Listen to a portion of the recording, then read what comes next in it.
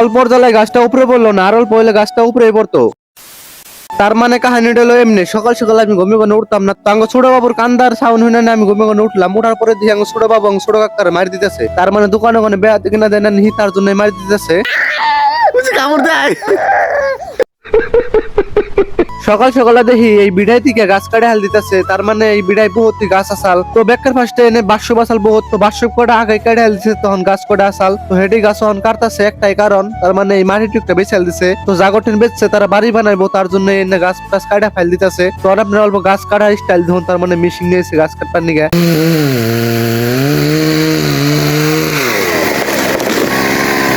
তার মানে গাছ কাটতেছে একজনে, আর মানুষ দেখতেছে বহুতে। মানে গাছ কাটা দিকে না বলে বহুতে ভালো লাগে, কিন্তু একটা কথা যে গাছ টাছ কাটুন না কেনা, তো এনে গাছ না কাটলে হবো না, কারণ বাড়ি বানাবো। এটার দাঁড় কমে গেল, তাই এখন দাঁড় দিতেছে। তো আমি এই মেশিনের কথা কটা কই দিই আপনাকে। তার মানে এই মেশিনটা তেলে চলে, ঠিক আছে। তখন পেট্রোলে চলে নাকি ডিজেলে চলে সেটা আমি এতটা ভালো করে কই হারলাম না। তো এই মেশিনের যেটা কাটে, তো সেটা হলো একটা চেনের মধ্যে কটা দাঁত দাঁত আছে, তো ওই বিস্তরাই কাটে, মানে চেনটা ঘুরে আর গাছটা কাটে।